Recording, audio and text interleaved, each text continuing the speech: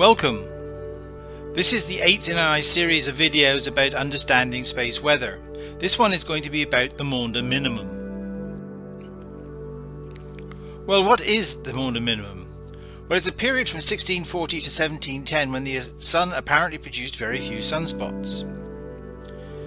You can see it here marked in red on this curve. The problem is that during that period there were very few sunspot observations, and what ones there were taken with crude and low-resolution optics, so many of the smaller sunspot groups would have been missed. You can see the effect of that between the older observations marked in red and the newer method of measuring sunspot number marked with this black curve. And the old red dots are about a factor of 3 or 4 lower than the current method of measuring sunspots.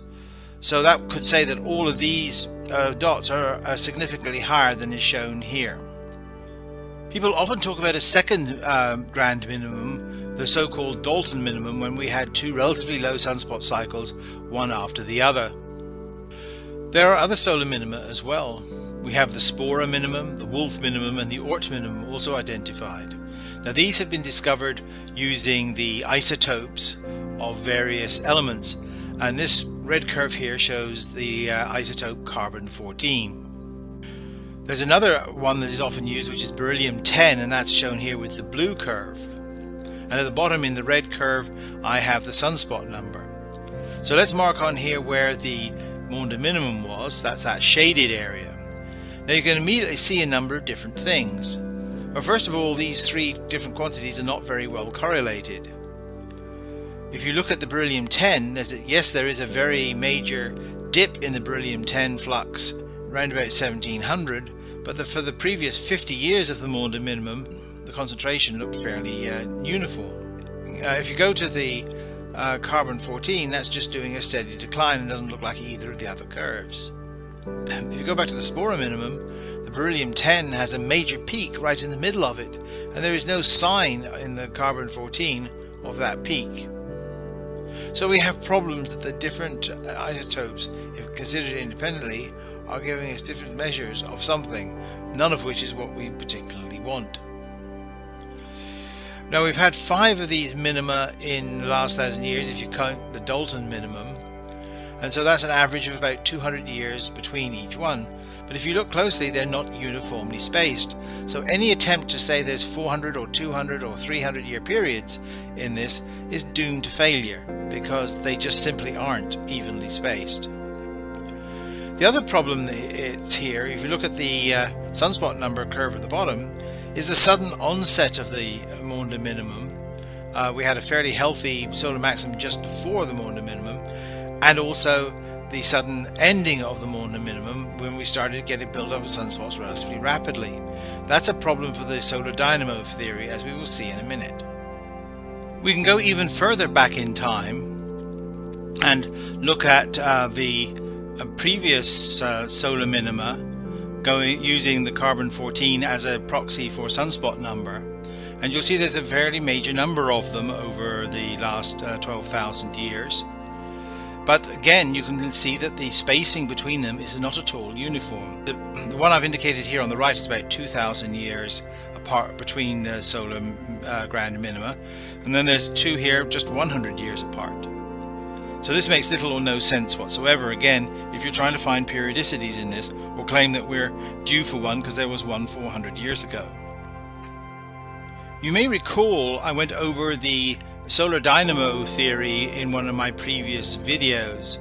This is where you start with a simple north-south solar field at solar minimum, and differential rotation of the Sun winds up that magnetic field, making it stronger, eventually causing the field to kink and also become buoyant and float to the surface and is visible as sunspots.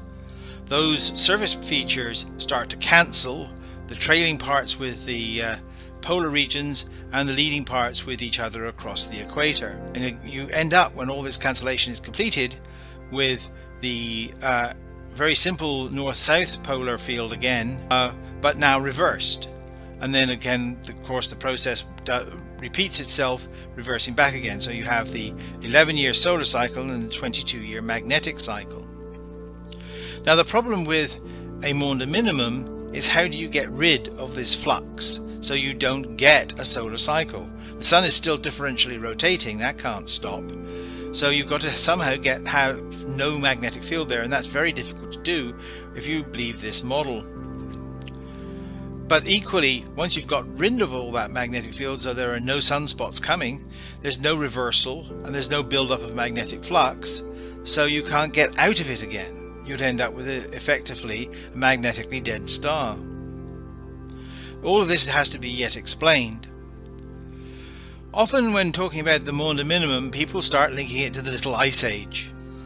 Well, that's not very good science, because the Maunder minimum, as I say, went from 1640 to 1710, whereas the Little Ice Age started in 1350 and went to 1850. So it started 300 years before the Maunder minimum and carried on at least 150 years after the Maunder minimum.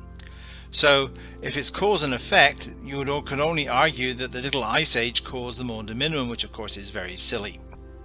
However, you can ask the question that did the Maunder minimum exacerbate the Little Ice Age, i.e. by lowering temperatures, and if so, by how much? How much does the total solar radiance change through a solar cycle? Well, let's first take a look at sunspots. Sunspots go from whatever maximum value there is during the solar cycle down to 0, and so that's 100% modulation throughout a cycle.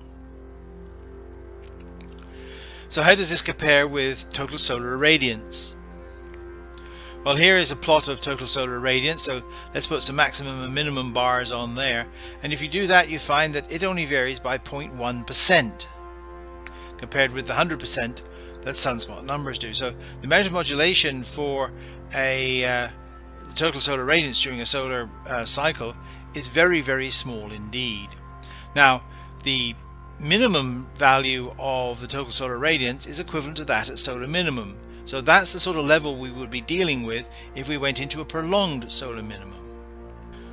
But the question is that modulation is not very significant, because here I've plotted the same total solar radiance curve as you saw before, but now I've plotted it full scale, and as you can see it's basically a straight line. Let's see if we can work out how much a 0.1% change in total solar radiance can affect global temperatures, and there's a very simple way of doing that approximately. Let's take a city with the sun overhead at the summer solstice. This would be with the sun on the Tropic of Cancer, and one such city is Havana, Cuba. In the winter, the sun is going to be 47 degrees lower in the sky. So you can work out that because of the change in angle, that there will be a 22% drop in insolation in Havana. All we then need to do is to look up the difference in temperature between the summer and winter time in Cuba, and that difference is about 4 degrees centigrade. So then all you have to do is multiply 4 degrees centigrade by 0.1 and divide it by 22. That will give you the change due to 0.1% change in total solar radiance, and if you do that you find that that's equivalent to 0.02 degrees centigrade. Now you can do this for any city. Look up the latitude of your city, work out the altitude of the sun at the summer solstice and the winter solstice, and see what the difference in your average summer temperature and winter temperature is, and you'll get basically the same result no matter where you look this up. Many are claiming we don't need to worry about anthropogenic global warming, because if there's a grand solar minimum on the way, it's going to cool global temperatures sufficiently such that it will counteract the effects of global warming. Well, this was a calculation done by a couple of scientists in 2010 showing the difference between the current solar levels and those in a grand solar minimum, and what would happen to the global temperatures. And you can see the change is absolutely minimal, and it's consistent with the 0.02 degrees centigrade that I pointed out earlier. Well, let's draw some conclusions from what we've heard. The Maunder minimum may or may not be real, although it seems likely that it is because there seems to be previous examples of it. It's probably just not very well understood by us as yet. If so, it poses some very basic problems for the solar dynamo model, which we have yet to solve. It does not seem to be linked to the Little Ice Age, and even if we went into a prolonged solar minimum, the Earth's temperature would not drop significantly. and therefore it is no reprieve from global warming. Next time we're going to talk about plasma.